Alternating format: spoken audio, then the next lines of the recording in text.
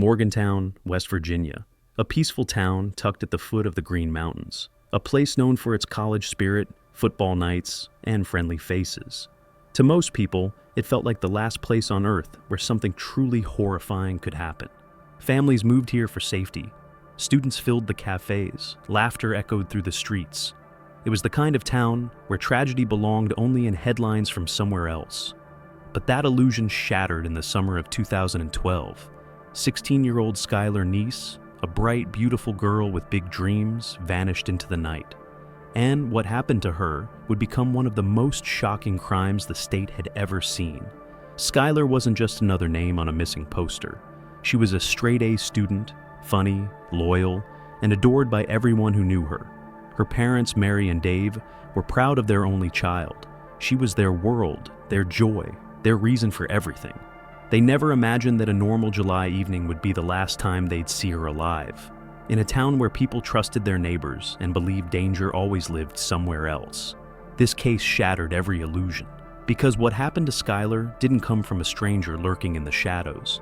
It came from the two people she trusted most, her best friends. How does friendship turn into betrayal?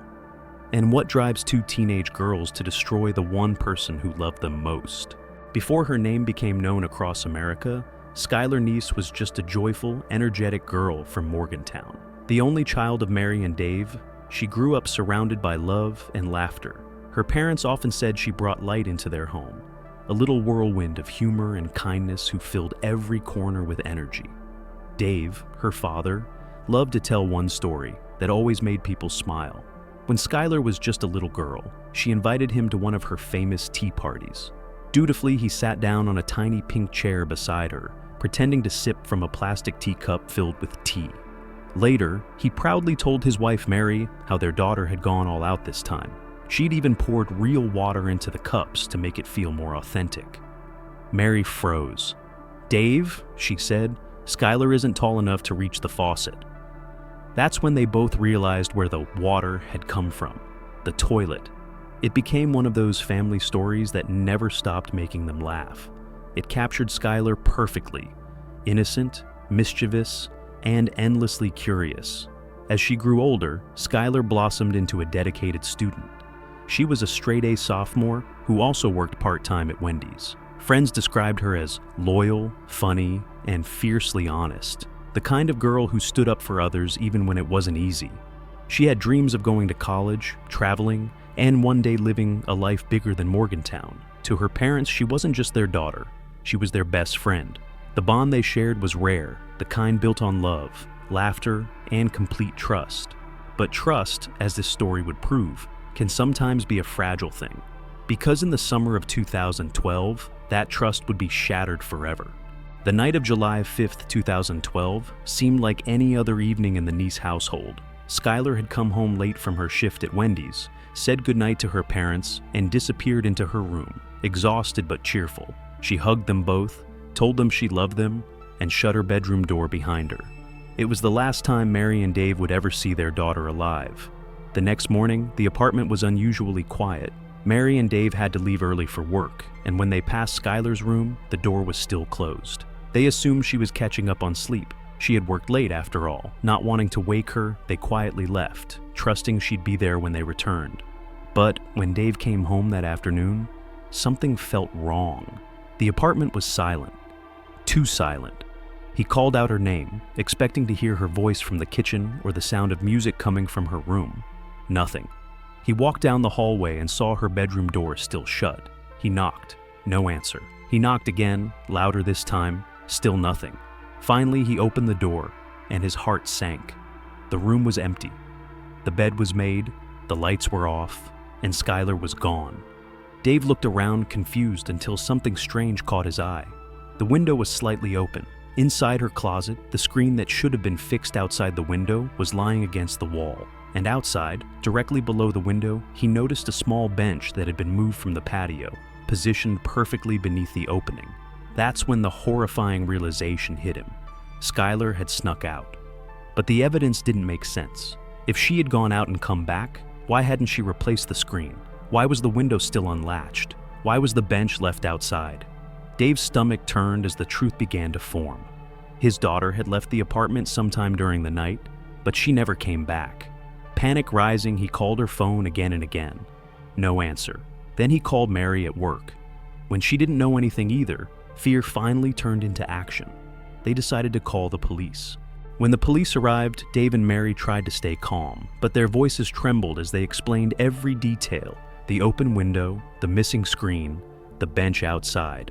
The officers listened carefully, taking notes, then asked if Skylar had ever run away before. Dave's answer was immediate. Never. She's not that kind of kid.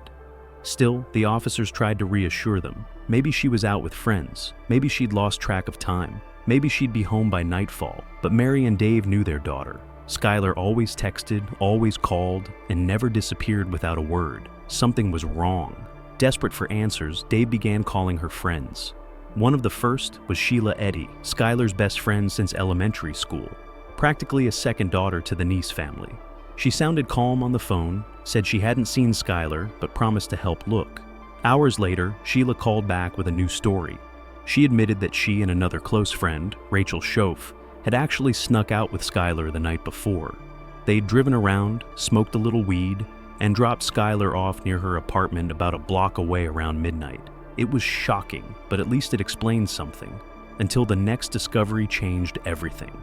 That evening, Mary suddenly remembered the security camera outside their building, the one pointed toward the parking lot.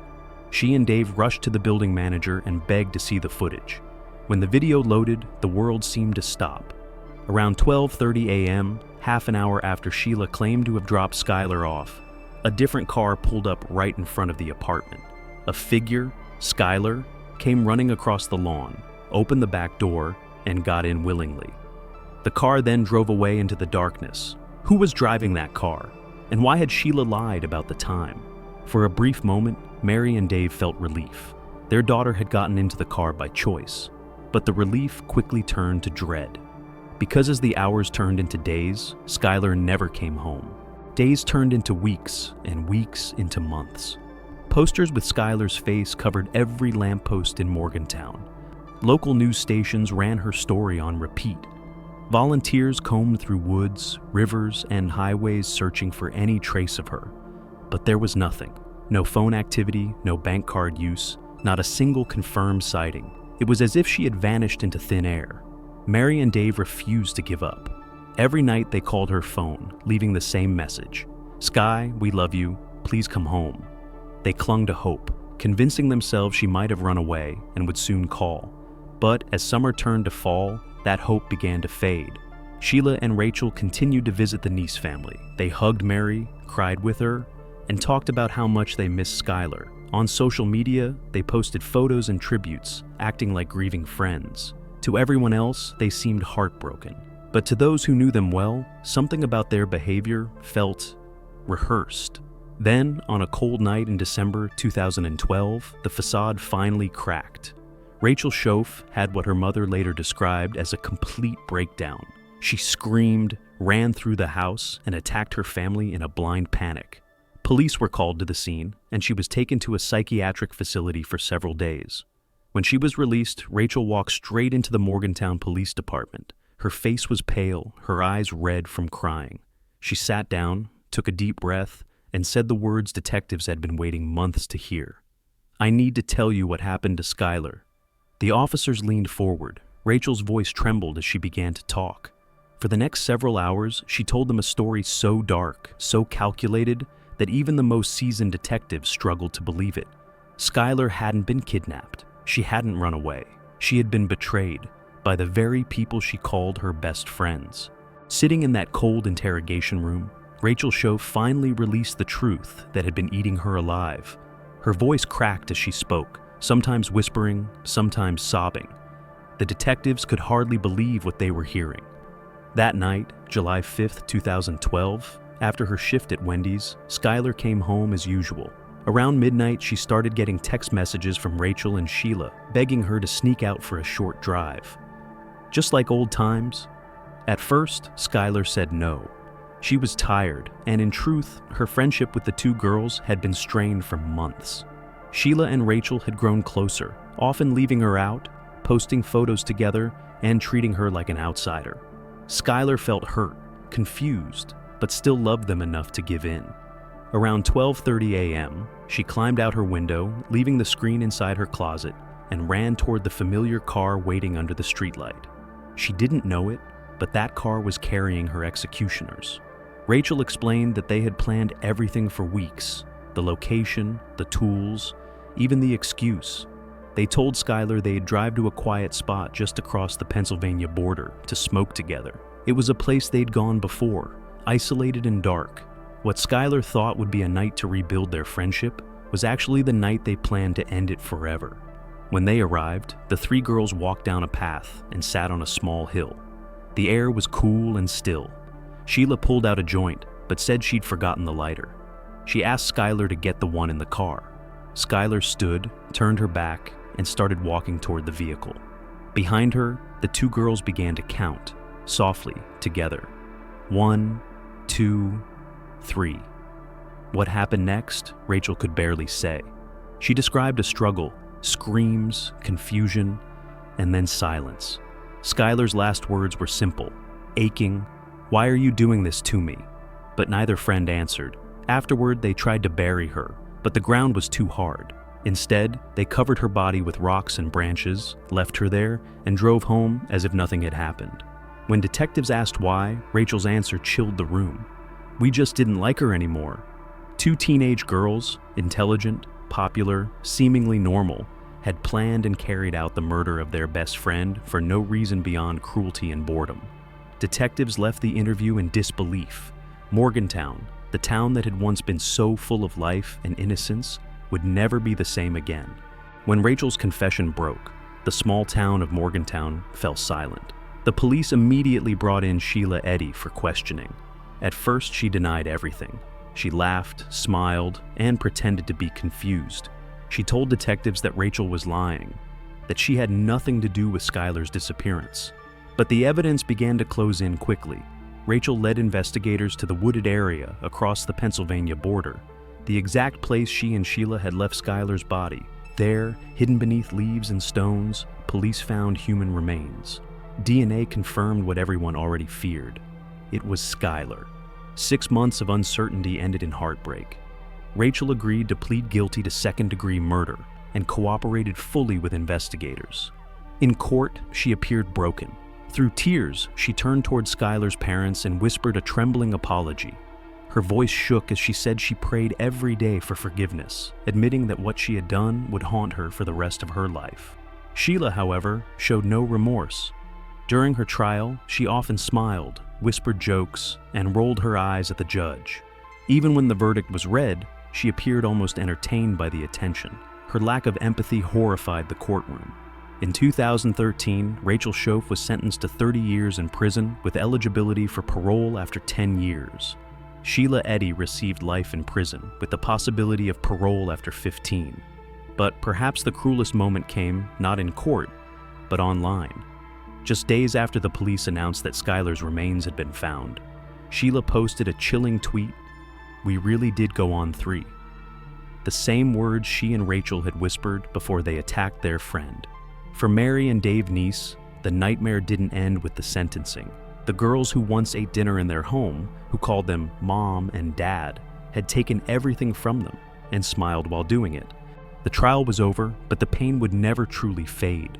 For Mary and Dave Neese, every day without Skylar felt like a wound that refused to heal. Yet somehow, through unbearable grief, they found a purpose: to make sure no other family would suffer the way they had. From that resolve came Skylar's Law. Before Skylar's case, West Virginia's Amber Alert system had strict rules.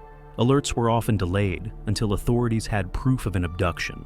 Skylar's disappearance didn't fit those criteria, and as a result, precious time was lost.